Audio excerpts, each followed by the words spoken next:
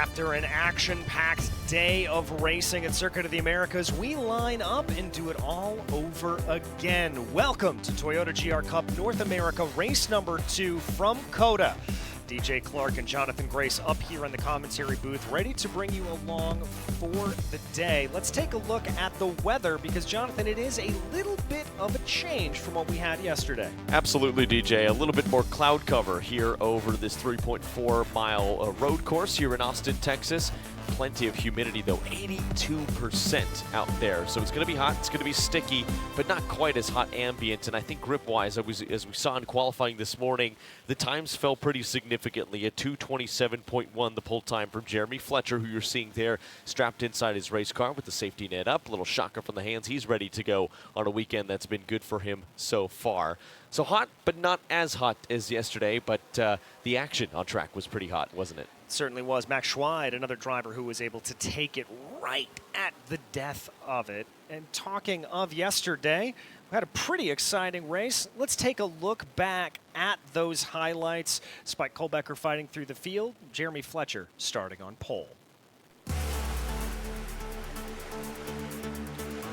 All the action up and down the grid was electric as the green flag flew and we got our way working into turn 1. Fletcher led from the downbeat. Kohlbecker had a lot of work to do as he fought his way up through the field. Early heartbreak for Liam Harrison, who found his way back and stopped, but after a restart, it was more attacks by Ethan Ayers this time on Fletcher. Kohlbecker working his way up as well. Yeah, Jeremy Fletcher had a tough job at the front of the field, but he did it beautifully. He had plenty of reasons to give up the lead, did not relinquish it. He came away as your winner yesterday behind safety car. We'll get to that in a second. Spike Kohlbecker was in the worst. Max Schweid was doing a great job. He finished his way up the order just a little bit as he had to fight through the field, and then heartbreak for Max Schweid, an issue at the end. Will Robusto was climbing his way through the field, and as we went under yellow at the end, we saw fireworks. Robusto slowed down. It created a concertina effect, and Ethan Goulart ended up in the barriers after Beltre Curtis ran into the back of him. Yeah, and penalties issued in yesterday's race. Those penalties being issued back out to Will Robusto and to Beltre Curtis, effectively dropping them to the back of the field. That's Ethan Ayers. You can see a little bit of damage on the side of the car, a little bit of how you doing, Mark. Garrett Maines in the 11th, a very impressive run yesterday for this young driver. A lot of us who are familiar with sim racing may recognize that name from top-tier competition. He did well. Parker DeLong, a little bit of a yo-yo day. He's going to be looking for better here. He'll roll off 6th. Absolutely. Ethan Goulart as well. Engines fire here as we continue to look down over the grid, back down into about 10th place position. That's Jensen Sofronis and Mike Edwards that you see, as well as Nico Colby.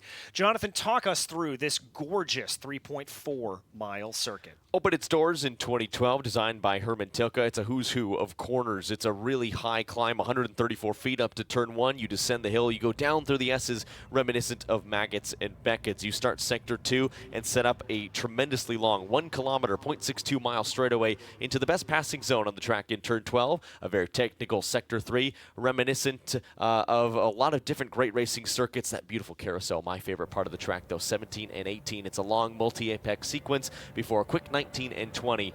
It's a long lap here at COTA, but plenty of opportunities to create passes. Yeah, it just presents itself as an incredible circuit here in Austin, Texas. We've kind of rolled through a little bit of the grid, but we went out qualifying this morning to set everything together. Jeremy Fletcher was able to take that top position as he frankly needed to do here to be able to take the fight to Spike Kohlbecker. But some interesting runs up and down through the field. As we mentioned, Fletcher for Copeland Motorsports, and a great result here for Max Schweid, RVA graphics for him. Spike Kohlbecker lines up 3rd alongside Ethan Ayers for BSI Racing. Then it's Garrett Maines and Parker DeLong in row 3. Row 4 is Ethan Goulart and Will Robusto following that penalty yesterday. Nothing assessed today, so Robusto rolls off in 8th. Jensen Spronis will be 9th, followed by another Tech Sport Racing driver in the form of Malbec Ramos. Mike Edwards, Michael is when he's in trouble. It rolls off 11th, and then Nico Colby in 12th. 13th is Joseph Malley for Eagles Canyon. He'll have Ryan Power for company, one of the BSI racing drivers in the 865. Nathan Dupuy in 15th in the 041 as Beltray Curtis for company. He'll charge through the order likely from 16th on the grid. Liam Harrison, a troubled weekend for him, looking to make up ground from 17th. He has Emilio Delaro for company in the 007.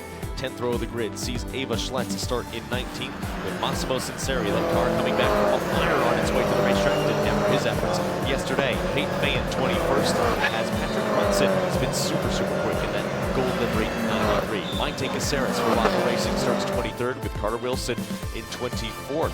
Andrew Gilliland is 25th on the 13th row of the grid with the 77 Alcir Arujo in 26th. Survived a tap with the wall yesterday to win in the Legends Cup. 27th is Jay Thomas, and Tom Rudnai brings up the rear of the field in 28th. 28 cars, 3.4 miles, and 45 minutes up on the clock. It is a recipe that can only bake the most exciting of cakes. This is what we come for Toyota GR Cup North America. These young drivers, these seasoned drivers, ready to ply their trade around a circuit such as this. We've got a little fun down the pit lane way. That's Ben, the Texas Longhorn, one of our friends that is here this weekend as Cielo Vision GT World Texas is here in full swing, the SR Rodeo, as we like to call it. All right, Jonathan, they're ready to come on in. What should I be watching for? Max Schweid. Max Schweid is going to be hungry. He's going to come into race 2 with the chip on his shoulder. He was oh so close before it all went wrong, and he's got a great view from second on the grid. He rolls off second. On the outside, that blue and white machine, the number 98. Keep an eye on him, but you can't take your eyes off the black and day glow number 22 of Jeremy Fletcher for Copeland Motorsports, who leads this field around. Out of turn 20, eyes turning towards the flag stand. Gotta wait until you get into the acceleration zone, but once they do, these Toyota GR Cup cars will take to speed. There goes the flag, and we go racing. It's a decent getaway there for Fletcher. Good run in behind for that number 3 machine of Spike Kohlbecker as he tries to fight a little bit on Max Schweid. Side by side, 3 wide through the field as Robusto tries to get aggressive. Big fan out back in the back of the pack, but up at the front of the field, the top 3 remain the same. Robusto further afield will be looking to make up ground from 7th, already making moves. He was second in points coming into this weekend, took a big hit in the championship standings yesterday. He wants to make his way to the front. Good clean start, everyone navigating the opening sequence well as they go basically line to stern through the S's. Hard to go side by side, a couple drivers doing it, but Spike Kohlbecker, watch him in his progress from 3rd. Nathan Dupuy and Beltray Curtis a little bit farther back in the field. We'll talk about Dupuy's livery later as it is pretty special, but up at the front of the field it is Fletcher leading the way. Schweid holding in behind. I think the closer battles are going to be Ayers, Maines, Robusto, that kind of area, unless Schweid is able to be very good on the binders, which he is. Closing up, passes farther back through the field. That's Nico Colby getting aggressive on Mike Edwards. I love to see it. Nico Colby had to play a lot of good defense yesterday, now going offensive and starting to show some strength in what's his debut professional weekend. Just 14 years old, doesn't seem to phase him. He was really strong. Now he's looking aggressive on the back of Max Schweid, coming down this nearly 0.6 of a mile, 1 kilometer straightaway, side by side between Kohlbecker and Schweid. Kohlbecker has the preferred line. Schweid tries to hang around the outside, but can't quite do it. Ethan Ayers now looking to look up some pieces. Garrett Maines, Will Robusto, side by side. That the battle for P5. Tough to hang it around the outside here, DJ. You can get creative with the racing lines. We saw that yesterday, but Will Robusto unwilling to relinquish yet, and now tucks back in behind Maines. Maines was carrying a little damage from qualifying earlier. That seems to be all fixed and hasn't hampered his pace. Certainly didn't earlier this morning, but he's got Will Robusto and that RVA car all over the back of him through the stadium section. Almost 4-wheel drifting down through the carousel section of 17 and 18, but the drivers keeping it together. Ethan Ayers on the back of Max Schweid right now. That looks to be the main battle that is starting to take place. Kohlbecker still needs a little bit to try to close in on Jeremy Fletcher. Robusto trying again on Garrett Maines. This time into turn 20, Robusto gets it done. Spike Kohlbecker further up the field was the fastest fastest driver in the second sector of this racetrack. But Jeremy Fletcher, you can see it on your screen, did a good job. And now Robusto, the cork in the bottle, has Goulart, who's hungry. Ethan Goulart was in the wall just a couple hours ago yesterday. He's trying to make a move up the inside. Parker DeLong trying to follow him on through, moves behind from Jensen Sofronis. Robusto holds onto that position. That is going to be Goulart that is able to hold on to what will be P6. Main slots into P7, Parker DeLong in P8. Ethan Goulart now tucks in behind Will Robusto.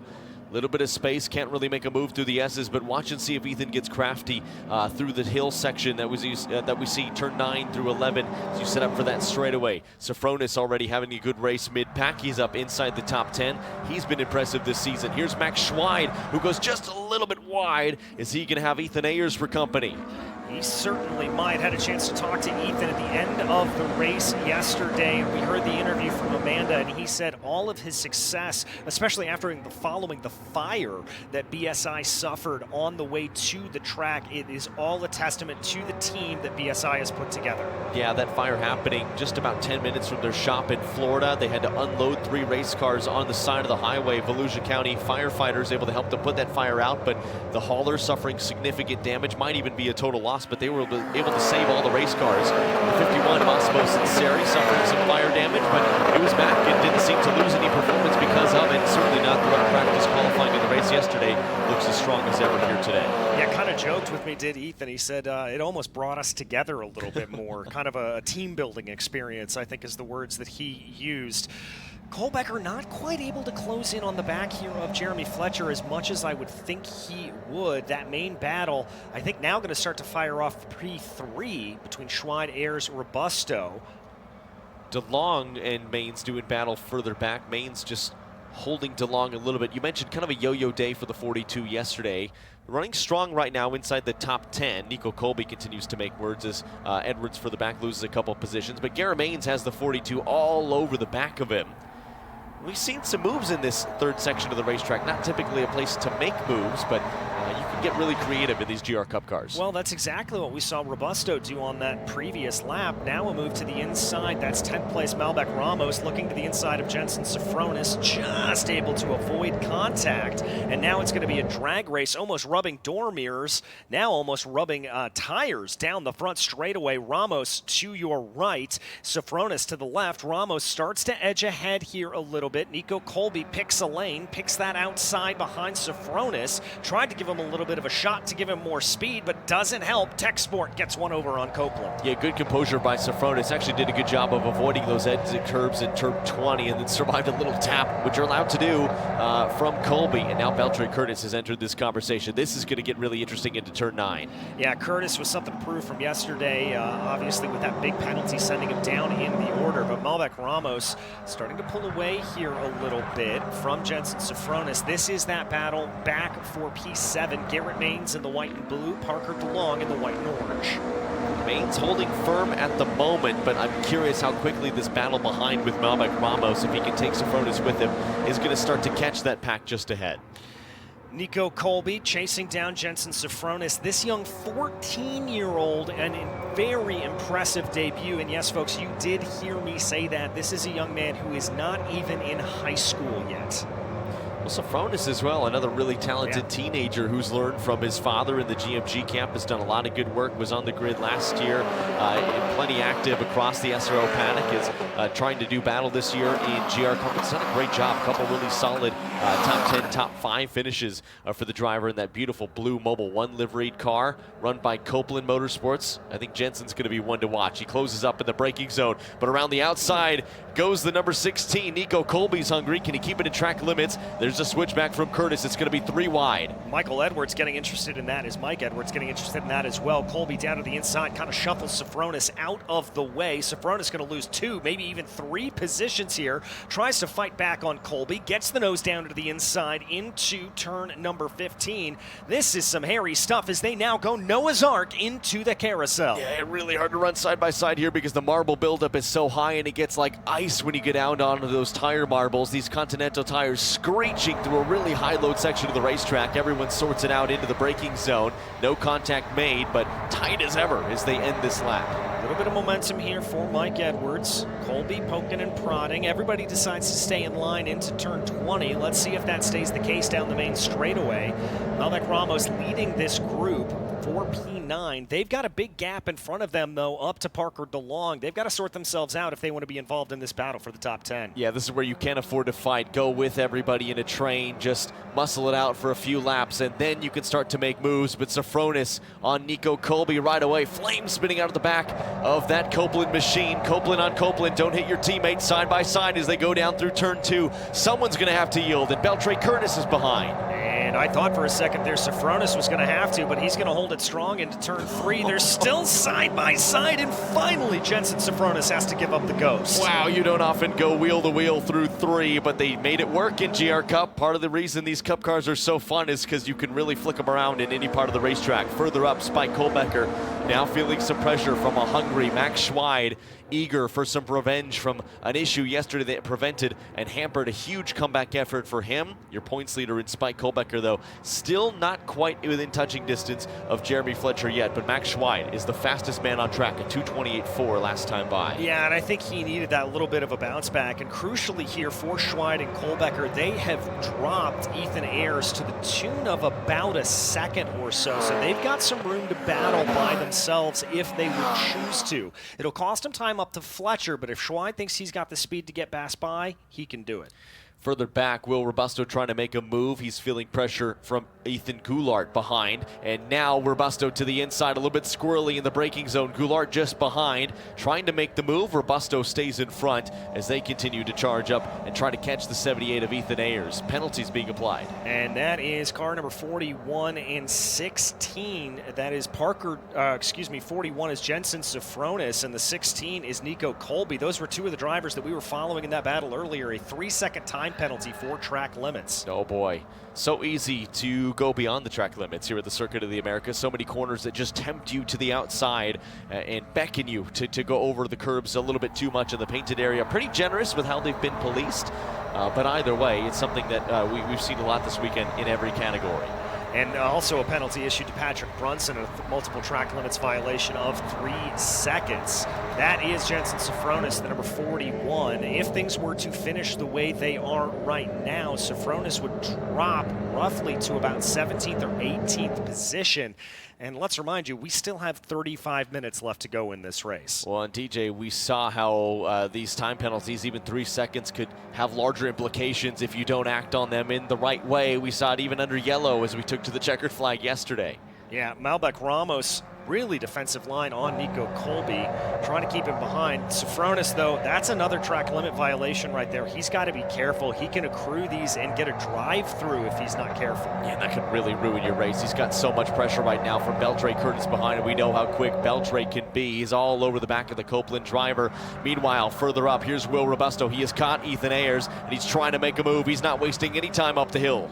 No, he's not. Goes around the outside of turn 8. That'll set him up for the inside of turn 9 if he can get it woed back up. But hops and skips over the curb, costs him time. And here comes Goulart. The not-so-turn 10, able to slingshot around the outside. It's going to get him ahead to the braking zone. Shades just inside, pops back to the racing line. Wisely done. You don't want to compromise your exit down this really, really long back straightaway. Ethan Goulart maintains position, but Will Robusto continuing to kind of stagnate in this race. Hasn't really made as much of an impression as he would have liked to moving up the order. Yeah, he's only up 2 spots right now. And, you know, we often talk about this when really fast drivers have a bad qualifying session or at the back of the grid, they often find themselves able to really make some impressive headlines. But there comes a certain point as Robusto tries to dive down to the inside of Goulart at the last minute.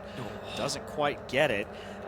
They make headlines by working their way forward, but there does come a certain point where you stagnate. When you come up against the drivers that are very similar, more penalties being issued. That's the 86, the 812, and the 86 and the 812. That's Mate Caceres as well as Andrew Gilliland, and then a big one there for the number 93. That's Patrick Brunson, 10 seconds for multiple track violations. No, and that's got implications too, because down in 23rd place, he's leading the WEX Group Legends Cup at the moment. We know how quick he is and how quick he has been. And look at the streets of Arlington and the phenomenal weekend he had there. Yeah, exactly. As we watch Robusto, though, notice on the right rear of that car, the fender just peeled out a little bit. It's not nearly as bad as we saw in some of the racing over the weekend, particularly thinking in TC America, powered by Skip Barber, but definitely can be a little bit of a parachute down the straightaways and create some unwanted drag. These cars are pretty robust, but these are effectively road car body panels on these cars. If they peel off, that can really start to cause issues for you, and the thing you have to worry about is Jenson Sofronis dives to the inside to try to defend from Beltre Curtis, who wants to make a move around the outside of one, has to give way, could open the door for some of the competitors behind, and now they start to train their way down towards turn 3. But DJ, that loose bodywork can cause the attention of the race stewards, and the last thing you want to do is have to dive to pit lane to take care of that, because that completely will throw away a good result. Yeah, you do not want to get assessed what we call a meatball flag, which is the black flag with an orange circle in it, which means you have such grievous technical problems or mechanical problems that you are a danger to those around you. This is the battle for 11th that we watch right now. Sofronis, Curtis, and Mike Edwards. Also holding in behind that, Joseph Malley and Nathan Dupuis. Checking back up on the battle for Will Robusto as he moved his way past Ethan Goulart. That gets Robusto a top 5. Yeah, Robusto now can try to set his sights on the top 4. Ethan Ayers will be the next car for BSI Racing that he'll have in his crosshairs, but Goulart I don't think is done with him. You can see Robusto moving all around the racing line, moving to the inside of the racetrack down this long straightaway, trying to interrupt that slipstream. Goulart pops to the inside, now pops back, thinks better of it. He's going to try to get creative, maybe in sector 3, but doesn't quite have a close enough of a gap to make the move into 12. Yeah, and I think for Robusto, the fact that he did not respond to that shows me that he is locked in. He's not looking behind him. He is full focus forward, not responding to any threats that Goulart might have tried to throw his way. Meanwhile, Garrett Baines all over the back of the 42, who's gotten past a couple laps ago, but still those two have hung together, and now they've caught the back end of the 72 car. All right, as they work their way through the carousel right now, DeLong, again, one of those drivers that will be suffering from that post-race penalty. We will get that information assessed as we watch Jeremy Fletcher with the fastest lap of the race, but going off track there at the exit of turn 19. We should probably clarify, by the way, there's another one, what these track limits are, Jonathan. Yeah, exactly. It's that outside white line. You can see there's a couple of them, and in some cases the painted surfaces and the white lines therein. Race control and race stewards have been pretty generous with how they've policed track limits here, but either way, you cannot go afoul of them, and there is a 10-second post-race time penalty. You saw it on screen earlier, DJ. That's for Sofronis. Yeah, that's going to really plummet him down the order, certainly out of the points. And yeah, as you said, it's that second white line. If you get all 4 tires over that second white line, that is considered off track. And we did say it. Jenson Sofronis suffering from that 10-second penalty. Still not even half distance, though, Jonathan. This could be rough if this continues. It's so tough to do, too, when you have your mirrors full of another car. You're trying to defend, you're trying to attack. You have 5 or 6 cars around you, as you often do in GR Cup. I mean, I think right now with Spike Kohlbecker and all the mental energy that's going to A, keeping the car on the racetrack, B, going quickly around a lap and completing all of your inputs smoothly, and C, trying to defend from a very quick Max Schwein behind. Exactly, and trying to do that. So it just shows how good Spike Kohlbecker is, but we've got to look at this battle a little farther back as Will Robusto has been able to catch Ethan Ayers in that number 78 machine for BSI Racing.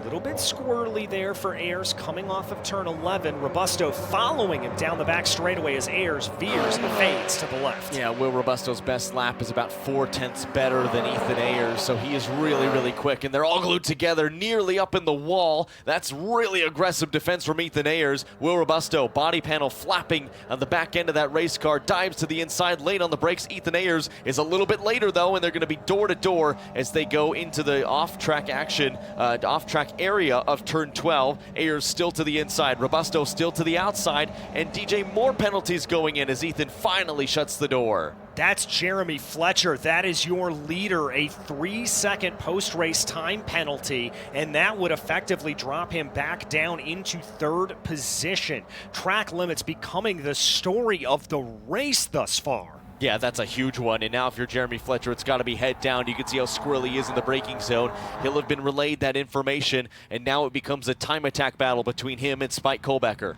Kohlbecker's only a second and a half behind him. Schweid 1.9. That's legal. You saw that those tires were touching the white line. Jonathan, you made the analogy yesterday. It's like tennis. On the line is legal. Yeah, but that was barely there. You only have to have a little bit of Continental rubber touching that white line, and he did there, but you have to be so careful, especially to not garner any more penalties.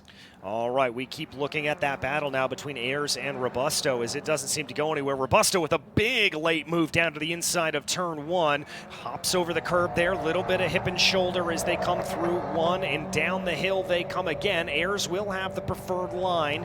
Robusto trying to hold steady. He's going to poke his nose into turn three. If he can keep it there, he may have the preferred line. Ayers gets very slidey. They're still too wide, and Robusto trying to be able to hold on to it. Parker DeLong trying to get involved with this as well. How Robusto didn't make contact with one of those inside barriers, I'll never know. Robusto will be on the radio saying that the 78 went all four wheels off the track and then gained the position back through the S's, but he's hanging with them up the hill to now towards turn 8 and turn 9.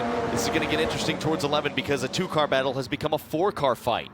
Yes, it has. DeLong and Maines being brought into it. Garrett Maines now looking for it. You see the big movers of the race. Jay Thomas, the number 70, the best one, as Maines now takes a look to the inside of Parker DeLong and gets it done. Nicely executed move for the number 11, planting that car on apex. Ethan Ayers still trying to break the slipstream. These two went all the way to the wall, and they're going to do it again. Robusto tailing on the back of him. You'd think it was a super speedway race the way they're snaking around. Meanwhile, front of the field, the 98 slipping past Spike Kohlbecker. And remember, this is for the lead of the race. Liam Harrison, another one that has just been assessed a 3-second time penalty. This is effectively for the lead of the race, with Fletcher serving that 3-second post-race time penalty. So Schweid over into P2 above Kohlbecker. He will now try to close down on Jeremy Fletcher. Jeremy Fletcher's still the fastest man on track, but Max Schweid is coming. He's set the fastest second sector, and this might be a really strong lap from him because it is nip and tuck time-wise between him and the race leader. But the problem is that battling side by side through the stadium section has allowed for Fletcher to escape 2 seconds up the road. Remember, it's a 3-second time penalty, so the margin's getting a little smaller here. Yeah, best possible thing for Jeremy Fletcher right now, continuing to chip away at the lap time, but also letting these two scrap behind, because you're right, DJ, all that's going to do is cost them time. Both of these drivers could benefit. Both of these drivers could win this race on time when they cross the checkered flag, but they need to keep it clean. Kohlbecker looking slightly to the inside, but he's going to follow behind Schweid. Yeah, I think this is the time for these two to work together. Maybe give a little bit of a bump down that back straightaway. Schweid's got to be careful. That looked like an off track as well. Farther back down in the battle, this is Ryan Power. The 865 has been told to reorder, as I can only assume that he shortcut some corners, and so race control being very on top of it. As now here we go side by side. That's Harrison, that's the 865 that we just mentioned of Ryan Power. Power off to the outside, still side by side as Schlitz tries to be able to make things work at the 85 as well. Yeah, 3 wide on exit. Now they tuck back in order as they hit the S's, but the 865, such a tough thing to do, being told to reorder in the middle of this huge pack of cars. Where do you slot back in? It can be so hard. Meanwhile, back at the front of the field, effectively a race for the net lead. Spike Kohlbecker goes through on the inside. Yeah, but if they keep this up, it's not going to be the lead. The gap has grown up to 2.4. So what we just saw, by the way, that was actually the 865 of Power reordered himself and then immediately took the position back. So a little bit of back and forth, a little bit of gamesmanship, but a little bit of great racing here between Kohlbecker and Schweid for P2. Yeah, they have to be careful, though, like you said, not to lose too much time. They have gone back and forth and back again. It's going to be the 98 Max Schweid. Kohlbecker might have braked just a little bit later, but Schweid stronger in that second phase of braking. He'll shut the door. And Schweid now with only 2.7 seconds up to Jeremy Fletcher. That is a net lead of 0.3 of a second for Schweid. He has got to be thinking, don't fight me here, Spike. It's almost like when you're karting and you tap the back of your helmet to say, hey, give me a push, let's work together. That's what Max has got to be doing behind the wheel. Jeremy Fletcher, though, has responded. A personal best in the second sector, 57.1. And now the gap, DJ, is over 3 seconds. He has to hold this, though. He has to hold this. Again, if you're just tuning in, Jeremy Fletcher, a 3-second penalty for exceeding track limits too many times. He has not been challenged this entire race. Oh, there he went off again. You have to be so careful because that 3 seconds very quickly becomes another 10 if race control doesn't like how many times he's gone off the track. I mean, we've seen it from Jensen Sofronis. We've seen it for Liam Harrison. They will keep an eye on that. And we know for a fact race control does have these shots you are seeing here pulled up. So they will have taken note of what we just saw, but Schweid with a big off as well. That's way off track. Yeah, they have all these angles and many, many more, and the benefit of on-track data as well, and they can look at the in-car cameras too. 3 seconds, but I don't know that this one is over yet, DJ. I don't think it is, and I get the sense here that, especially as we said, if Schweid and Kohlbecker work together a little bit, they could maybe make some things happen. The other part is that I think the penalties in this race are going to be the big talking point. I don't think we're done with race control issuing anything, and that is going to massively change the complexion of this race. In terms of pace and body language, Kohlbecker looks really composed. I think he understands the assignment here. He needs to keep it clean, use Max Schweid in front to help you gain a little bit of pace, has kind of a half look to the inside there of 11, tucks back in line. He knows that fighting is going to slow him down. He could win this motor race if he plays his cards right. And I think in contrast to that, Max Schweid looks like he's wringing the neck of that number 98 machine. He is pushing to try to get that thing ahead, and that's a little bit of Max's driving style. He's a very aggressive driver, and it suits him well, it serves him well, but it's just that different, that contrast in style. Schweid, though, still very defensive. Spike pops back to the racing line, goes deep on the brakes, but I don't think there'll be a change of position here. Spike may be looking at the switchback, but Schweid stays in front. Thought about it, now goes to the outside, going to try to carry more momentum going through turn 13. Not going to get it done, but he will look again at the crossback. This is why I love this stadium section. You can go this way and that way, and there's always an opportunity. Kohlbecker backs up into turn number 14 and 15. Can't get it done. They'll stay in single file. Let's see how much time that costs them then. Well, the other thing Kohlbecker can do here, and that's a good point, DJ, we'll watch the deltas. If Kohlbecker can force Max Schweid into a mistake, namely going off the racetrack, that might benefit him too. He might not have to make the pass.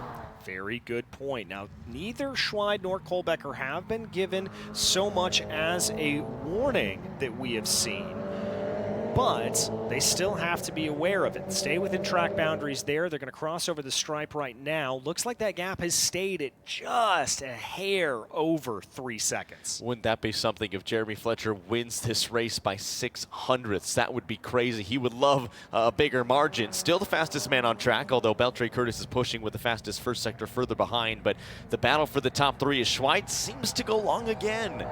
He's pushing the limits on some of these corners, and I would not be surprised if we see a warning being given by race control in short order for Max Schweid. But again, it goes to what we were just talking about. Calm, cool, and collected for Kohlbecker. A little bit more aggressive here from Schweid. Yeah, Max Schweid needs to understand the assignment here as well. He had a phenomenal run. So much pace in that car, taken away through no fault of his own yesterday.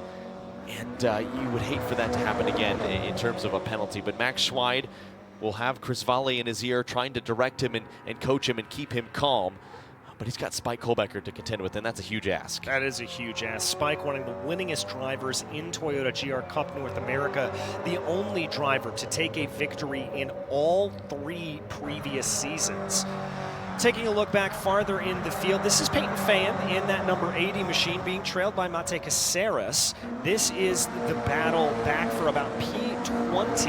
And crucial to know here that Ava Schletz, who actually runs directly ahead of them, this is pretty much the battle for your Endava highest finishing female. Yes, it is, absolutely, and all just behind here. And they've been busy all race long, haven't they? Jay Thomas has been in the mix. This gaggle of cars is really not separated at all since the drop of the green flag. No, they have not. as everybody just trying to hold on to the back and I think use the power of the draft down this back straightaway. We're going to check up a little bit further in the field. This is Beltre Curtis, Malbec Ramos, and the number 12 machine of Joseph Malley, not to mention Mike Edwards as well. A nice little 4-car scrap for about 10th place. Yeah, Beltre Curtis going way wide off the track. He's got Malbec Ramos in his sights. They're going to go side by side. Preferred line, though, for the number 5, Curtis, but he's being shoved through that corner, isn't he? Yeah, he really was. Got a big hit from Ramos from behind. Now here comes the rest of the field. Joseph Malley holding in. You hear that squeal of the Continental tires as they push everything they can through turn 19. Beltre Curtis holding this on well. I think this actually may be the battle for 9th as they come across the line. We will get an update as they're going to go, and we will see what shakes out. Oh, here we go. Kohlbecker making the move on Max Schweid to the inside. Schweid shuts the door. But Spike Kohlbecker tucks back in line through the S's. Knowing that the gap is still around 3 seconds, Spike Kohlbecker tries to have a little bit more pace in his hand. He wants to catch Jeremy Fletcher, but is he being held up by Max Schweid? I've got to think he is, ever so slightly. I think Schweid is just not having the smoothness that is required to be able to execute fully with this style of running. We always talk about the momentum that exists in these cars and just how you have to be smooth and cool and consistent to be able to get everything to work. Yeah, I completely agree. Max Schweid still in front, running second at the moment, but Jeremy Fletcher, this has allowed him to scamper off just a little bit now. Having some problem with our timing and scoring, so those gaps are not correct on your screen. What it actually is it stands at 5.4 seconds, the gap for Jeremy Fletcher. So he has done what he needed to do, scamper off into the distance. Spike Kohlbecker, if he has more pace in hand, now might be the time to use it. 16 minutes left, side by side of the braking zone. Goes longer on the brakes, but he's forced to the outside of the racetrack. If he can get on the gas and hold this line, he'll have the preferred line, but you can take multiple racing lines into 13 and 14. Schweid ducks underneath, gets just a nose ahead. Spike Kohlbecker over the candy striping, still side by side. This corner's so tricky, it falls away from you, and it's so easy to go outside of track limits as Schweid does there. Still side by side as they make the right-hander of the multi-apex carousel. Schweid will be on the radio arguing that he was pushed off the track. He's going to hold that inside line, but gets it a little too narrow. Kohlbecker going to try to roll momentum around the outside of the carousel as now they dive down into turn 19. It will be advantage Kohlbecker here, and it will be position Kohlbecker as Schweid has to fall behind. Couple cars being warred for driving standards, the 2 and the 78, but these cars continuing to do battle at the front of this field. It's now Spike Kohlbecker. He's been unleashed. What does he have for the race leader in the final 15 minutes? Again, that gap now still holding at 6.8 seconds, so it has got to be an almighty couple of laps here from Spike Kohlbecker if he wants to get this win away from Jeremy Fletcher. Still having to go defensive, though, way to the inside of turn 1 as he brakes. Schweid has not gone away. These two cars have been so similar in their overall race pace. Their fastest laps within a thousandth of a second of each other. Really, really impressive. There is your leader. There's the visual gap, and here is the gaggle farther back in the field. DeLong, Ayers, Robusto, and Maines. They have not separated at all. Here comes Malbec Ramos trying to make the move on Parker DeLong. They're going to go side by side through the S's. Now Robusto tries to take it side by side. Somehow all 4 cars keep it on the right side of the road and pushing and banging on each other through those sections. Huge mid-corner correction from Robusto as DeLong swoops to the inside up the hill, and I think he's going to be the benefactor here, but Will Robusto trying to go with him. Robusto trying to follow Malbec Ramos along, and they're going to be side by side. Turn 10 should favor Will Robusto here, as behind them it does look like that's Nico Colby slicing it up as well with Garrett Maines. A little bit of a fade there for Ethan Ayers trying to force Robusto to the inside. Yeah, that's going to ruin his exit, but Robusto did a nice job of trying to fade back towards the racing line using all the racetrack. I think maybe a little bit more than all of it, but he tucks in behind a little bit too far back from the 42. His main objective now, holding position from the 3 cars behind. Yeah, and for Parker DeLong, that side of the battle behind him was pretty good to be able to see, as it's going to allow him to kind of escape off into the distance. And now Robusto goes very defensive on Ethan Ayers down into the braking zone. Ayers later on the binders. Robusto tries to squeeze squeeze him a little bit. There may have been contact, and now Robusto holds it out, and here comes Garrett Maines. So impressive to me that cars can run so, I wouldn't say comfortably, but so frequently side by side through this section of the racetrack. These Continental tires screaming for grip, and everybody inside the car screaming for position. Maines down to the inside there of Ramos. He's got the position. Now it's Nico Colby in the number 16 that tries to feed his way on through as well. I don't think that's going to play out. Ramos has the inside line. Colby tries to hang strong. He might just be able to hang strong enough. No, he's going to fall in line by the time they exit of turn 18. So now they string out just a little bit, but Nico Colby is as close to the 78 as he has been. Tantalizingly close to Ethan Ayers. Tantalizingly close, but not quite close enough to send a move into 20, or at least he didn't want to send a move into 20. Good run, though, out of the corner. Very good run. And Ayers and Maines side by side. Ayers on your right, Maines on the left. It's going to be a battle of the late breakers up into Big Red. Turn 1, Ayers looks like he's got the immediate advantage. He's going to try to feed out Maines to the outside, but it's not going to quite play. Little bit of hip and shoulder there, but it's going to be the 11 of Garrett Maines that holds that position.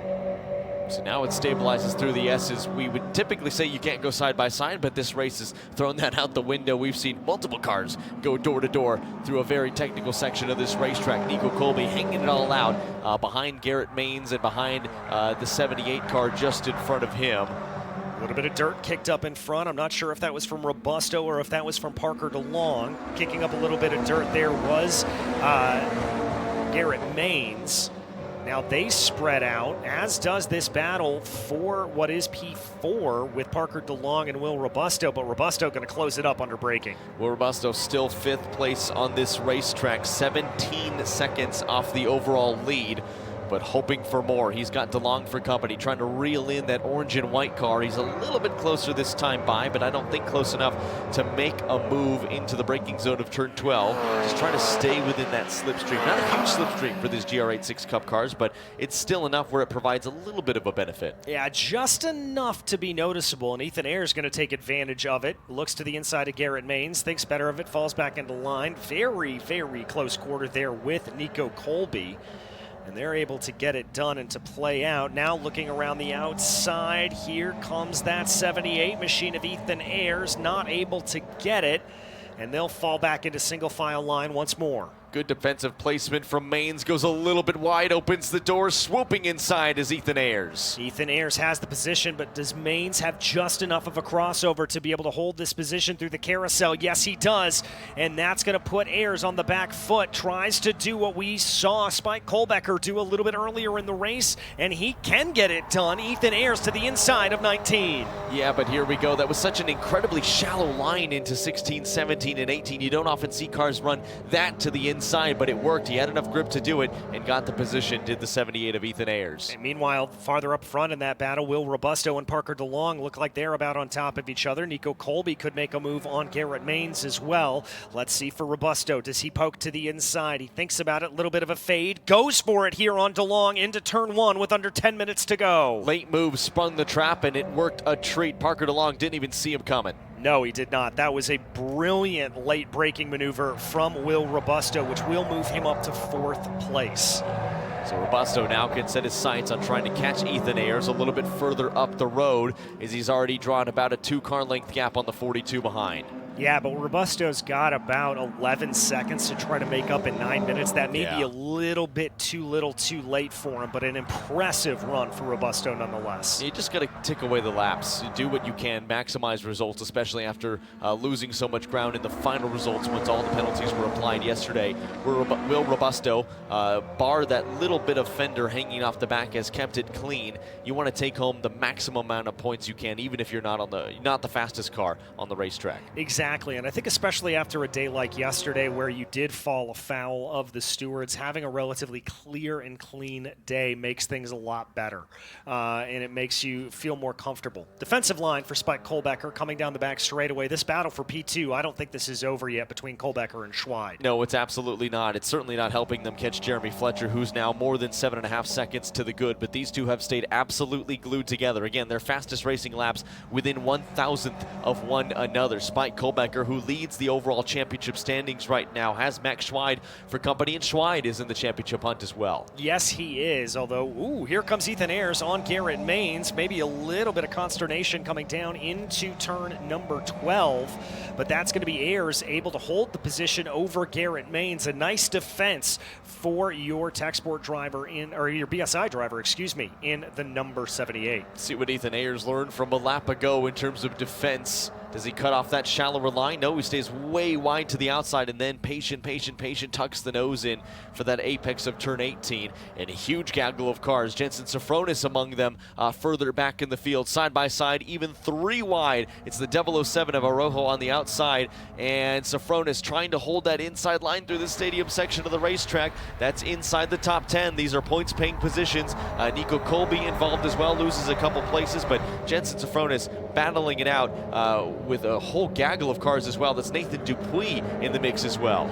Yes, he is, and I want to give a shout out to Nathan Dupuis for Copeland Motorsports. He is running this weekend with a special livery in celebration of Autism Awareness Month. This is a project that is very, very special and near and dear to his heart. It has affected his family, and throughout the weekend, it will feature a multicolored puzzle that shows support for Autism Awareness Month. So massive credit there to Nathan for running that, and we love seeing that kind of crossover here in the world of motorsport. Dupuis has to tuck back in the order, and Mike Edwards in the mix as well. Third in this train, Emilio De Lauro in the 007. Sofronis now leads this pack after it was 2 sets of 2 cars going 2 by 2 into turn 1. Now Sofronis leads this train, but I think it's going to be Dupuis under pressure for the 21 behind. And Sofronis has a big wiggle, collects it. Good job there. Good car control from the driver of the 41, but still just a little bit unstable. Oh, and now there's contact. Dupuis getting shoved wide. That was Mike Edwards down to his inside. That was all precipitated by Dupuis getting a little bit sideways coming through the S's, and just Edwards left with nowhere to go. Dupuis, though, is going to have to try to gain back up here, up into about 15th position. Meanwhile, the 007 of Delario has been able to get the position away from Edwards for the moment. Edwards fighting back. Now Edwards has it. Yeah, Edwards going to take the shallower line, maybe that more traditional racing line through turn 12. It's going to be a drag race with Delauro in the 007 into the braking zone of 12, but he got the better run. We look further up the field, moving this way, moving that way. For the overall 10th position, that is Beltre Curtis in the number 5. You can see from the side pod that car has been through the war. Somehow both cars keeping it on track. He's fighting with Malbec Ramos. This is for P9, is Beltre Curtis trying to fight his way ahead. Ramos down to the inside. It will become the outside for the next couple of corners. That's Joseph Malley watching behind, and it looks like there Beltre is able to hold on to that position. We've got 5 minutes and 15 seconds left to go in this race, Jonathan, and you can feel it. It is starting to ratchet up, is the intensity. What everyone has to be careful of is keeping within track limits. We haven't seen any penalties come through of note in the last couple of minutes. Beltre Curtis, a huge hip and shoulder with Malbec Ramos, knocking some bodywork off. And this is going to bring the 12 into the equation as well of Joseph Malley. Curtis still holds the advantage, but not afraid to trade a little paint here in the final sector of this lap. One of my favorite signs that a car has been through the wars here, and it shows you just how factory room floor these cars are. The wing mirror on Malbec Ramos's left-hand side is folded in as it would be on the stock machine. Great to see. Yeah, not a racing feature. It's so that you don't scratch it in a parking garage. Yep. Straight off the road car, but I love it. It is there Joseph Malley able to get that pass done by Malbec Ramos. Now he's going to set his sights on Beltre Curtis up for P9 as they get their way into the S's. I've got to say, Malley's livery here, very traditional, but really nice use of color. I like this livery. Yeah, it looks absolutely phenomenal. It's easy to spot for Eagles Canyon with Fast Track, a huge amount of cars that they have under their stable, trying to make their way up past Beltre Curtis and Copeland. It's Copeland cars that run 8th, 9th, and 10th at the moment, and 1 at the head of the field. Here's RVA Graphics Will Robusto, though, who continues to lead from the 42. DeLong hasn't gone anywhere. No, I would have thought that Robusto could have scampered away with this. I wonder if he's used up a little bit of his stuff here, because Parker DeLong is just on him. Yeah, Will Robusto not able to make up the ground we thought he was going to be able to. Up into 4th. DeLong might be a little bit too far back to try to make a move, although he's drawing closer in the slipstream. but both tucked into the racing line. A little bit of debris being blown off of the racing surface, both keeping it within track limits. And that rear fender that we saw hanging off, not causing too much of an issue. We can look at the race vision powered by AWS and the circuit comparison and who has been fastest. Will Robusto owns the fastest times in Sector 1 and Sector 2, but it's the 98 of Max Schwein who's faster in that technical in Sector 3. Well, to your point about that piece of fender not affecting him, that is the Sector 1 and Sector 2 are the areas that have the two longest straightaways. It's where you're at VMAX. So if he is fastest through those two areas, clearly that piece of fender not affecting the car. Trying just about a car length advantage over DeLong in the ebb and flow through the lap, hard on the brakes, but so smooth is Robusto. As we check back in with our race leader, still a pretty significant gap for him now, up to 8.2 seconds. I believe it is 2 to go, or was 2 to go at the line for the Copeland Motorsports driver. It will be white flag this time around, and with a gap of 8.2 seconds over the rest of the field, that 3-second penalty that Jeremy accrued for exceeding track limits is essentially negated. He will, if he is able to come to the end of this, be the victor of this race. Yeah, and how long must he have been sweating under the collar, seeing that gap around 1 second, around 2 seconds, around 3 seconds, and then finally just ticking away some really good lap times. A really good effort from him, a best lap of a 2:28.1. Really nice job. Yeah, very nice indeed. And you know, we were talking a little bit earlier about Spike Kohlbecker and his car control and how that car looks.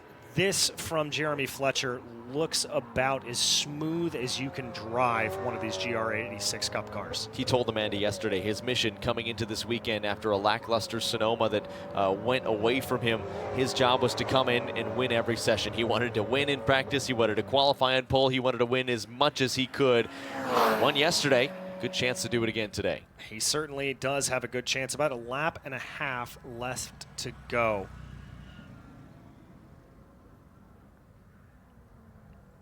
All right, we're hearing reports that it may be 13 seconds of penalty for Jeremy Fletcher. We'll go back and try to double check that for you. That's correct. If that is correct, all right, it has been changed during that update that we had a little bit earlier. Yeah. So 13 seconds, that means, folks, the battle for the lead is right here between Spike Kohlbecker and Max Schwein. Yeah, 13 total seconds, a second 10-second time penalty being applied. You saw him go wide earlier in the race.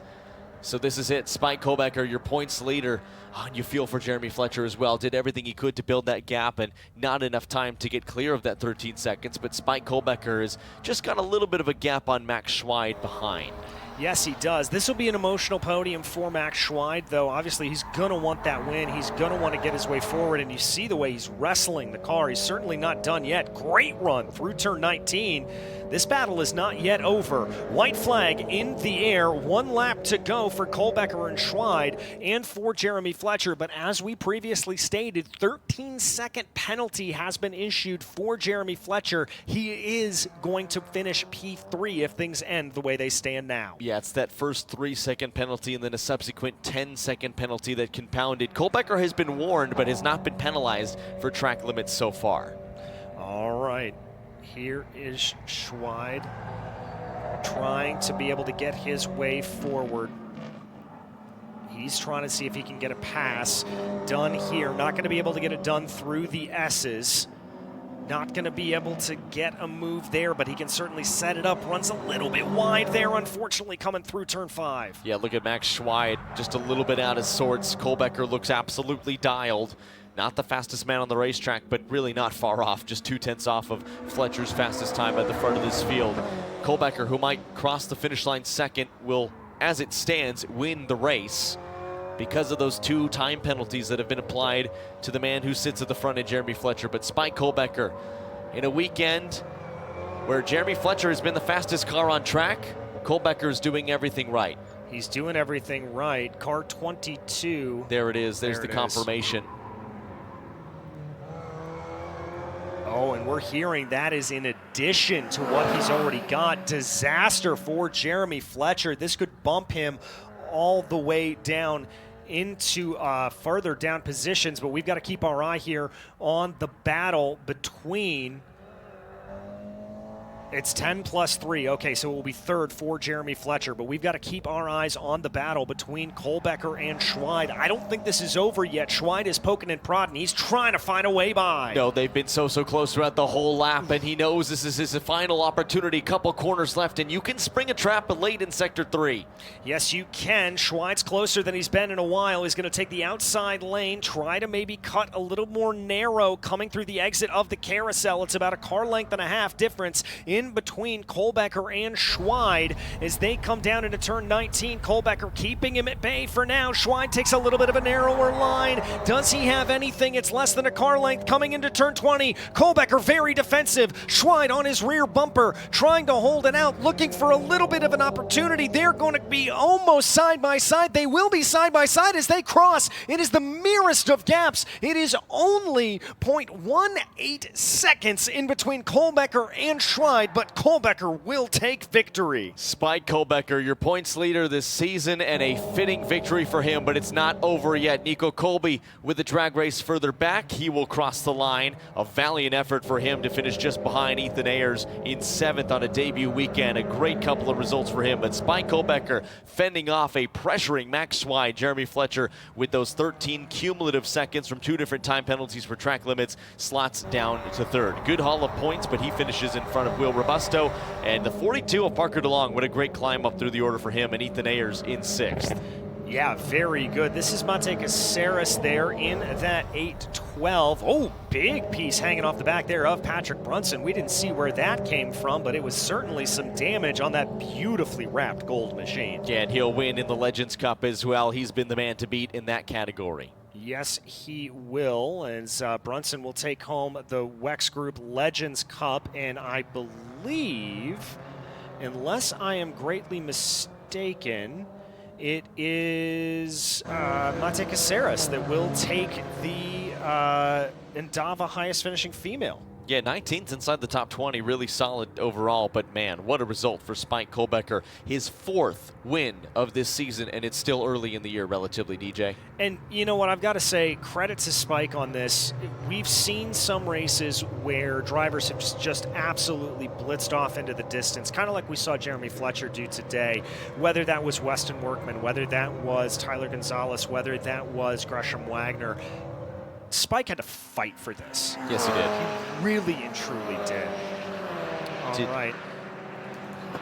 We are going to take a look here at Jeremy Fletcher.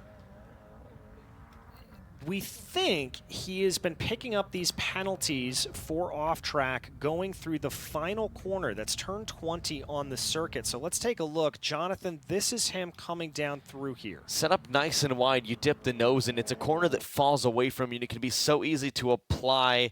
All 4 wheels clearly outside the white lines. That's a very clear penalty. That is exactly what you get penalties for if you do that repetitiously throughout the course of a race. He did it too many times, got 2 different penalties, 1 for 3 seconds, 1 for 10 seconds. That made the difference. All right, Spike Kohlbecker on the victory lap, having a good run, 4 wins on the season. Tech Sport Racing going to be celebrating tonight. Max Schweid, a great run for the RVA Graphics Motorsport driver. Jeremy Fletcher with that penalty ends up in P3. Robusto, great fight up through the field into P4. Then Parker DeLong, Ethan Ayers, Nico Colby, again, very impressive on this young 14-year-old's debut. Yeah, really, really impressive hit. A lot of battling to do with Garrett Maines and Beltray Curtis. Those 2 were busy inside the top 10. Malbec Ramos for Tech Sport picking up that 10th place. Mike Edwards in 11th. He had some contact-filled battles. Nathan Dupuis was in the wars in a 4-car tussle in the end, trying to get into the top 5 with Emilio Delaro and Power behind. Safronis just outside of the top 10 in 16th. A lot of good pace from him today, but he also fell afoul of track limit penalties further on. Mate Caceres, as you said, in the 812, highest finishing female as well. And Massimo Sinceri, a car that was fire damaged coming into this weekend, completed both races without issue. That's a huge effort for BSI Racing. I think for BSI PSI across the board. I mean, you've got all 4 cars up into the top 20 after that fire came through. Massive, massive for them. Peyton Fan, a good recovery into 21st position. We saw that damage with Patrick Brunson, but he will take home the WEX Group Legends Cup today. Andrew Gilliland closely behind him. Ava Schletz 2 laps down, as was Wilson, Arujo, and Goulart. Not sure what happened there to Ethan. We'll have to go back and check that out. And a disappointing end, obviously, for Arujo, the WEX Group highest finishing legend from yesterday. What a race, DJ. My goodness, and what a results for the man who continues to lead this championship. And there's Jeremy Fletcher out of the race car. Dejected, really frustrating day. Pushing. A lot of quick lap times, but just beyond the limit. This was the sight we are greeted to in Texas. Bill Longhorn ready to greet us away. Plenty of drivers showing damage from yesterday, but everybody locked in and ready to go. Jeremy Fletcher led from the downbeat of this race with battles behind between Max Schweid and Spike Kohlbecker. As you can imagine, lots of bumping and banging through the field. This was the number 16 of Copeland Motorsports trying to get their way ahead. This is Ethan Ayers and Will Robusto getting a little bit side by side. Jeremy Fletcher did a great job to lead the race, but fell afoul of track limits, receiving a 13-second time penalty, allowing for this battle between Kohlbecker and Schweid to go down to the wire. It was the merest of margins, only 0.18 seconds, but it was Spike Kohlbecker claiming his 4th victory on the season. And there is your race winner, helmet off, waiting for that Continental hat and collar to come on.